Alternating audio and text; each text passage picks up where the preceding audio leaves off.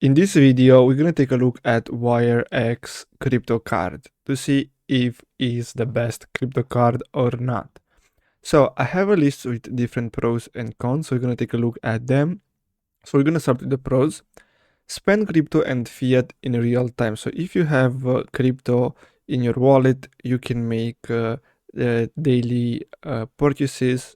So you can go to your Walmart or wherever you want and you can spend that crypto. Then we have earn up to 8% cashback in crypto, easy to use mobile app for beginners and supports multiple currencies and tokens.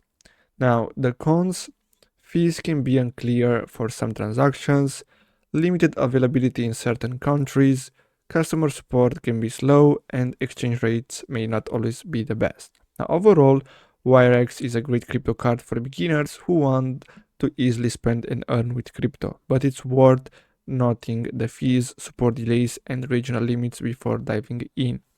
So I really hope you found this video helpful. Don't forget to like and subscribe. Thanks for watching, guys.